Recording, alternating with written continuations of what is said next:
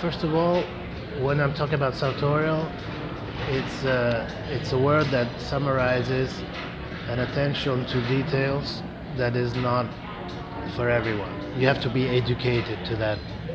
It's the difference of wearing a pret-a-porter and knowing the difference on a tailor-made suit versus a pret-a-porter. If you have never done a tailor-made suit or you're not acquainted with that sensitive, the fabric, when you look at a suit and then you touch it, you have an even higher pleasure, no? Yeah. So it's a sensorial experience. Mm-hmm. And there are different elements that you can look at on the watch. First is comfort. Yes. Okay. So what is comfort? How do you design a comfortable watch? First of all, the case, the weight has to stay on the wrist. It shouldn't move around, no? Mm-hmm. So if you have an over-dimension case, or you have the lugs which are not fitting your wrist and they are too low, they tend to touch the skin and weight on the skin. So all our watches have a sort of, you can see it also from here. There's an invitation on the back case that puts distance between the glass and the crown and the lug, so your skin is touching the glass. Mm-hmm. And so the weight of the case is taken by the glass. Exactly. Like the suits for the shoulders, that's things I said before. The bracelet, am I obsessed with flexible bracelets? Mm-hmm. If a bracelet is not able to do this, and it's designed by a designer on an average wrist, there is always a momentum in which your bracelet has to do this when you're wearing, because you move, you interact with the watch. So this is another element. The level of finishing.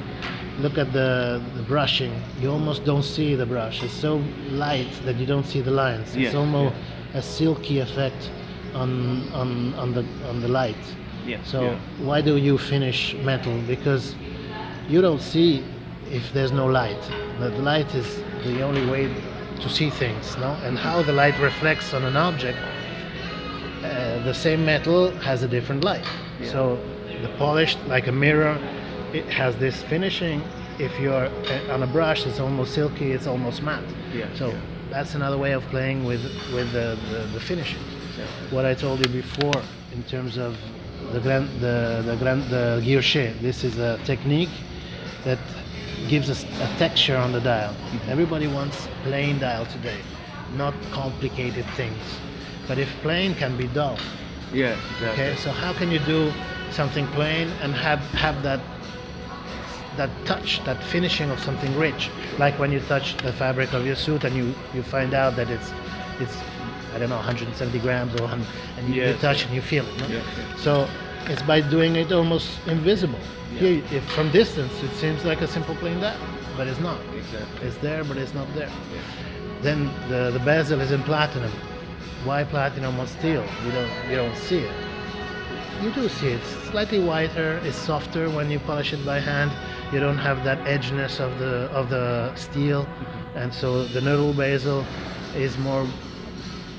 How do you say, pleasure is a more pleasure thing to touch than when it's in steel, that it's a little more abrasive. Yes. So all these details, some people don't even notice.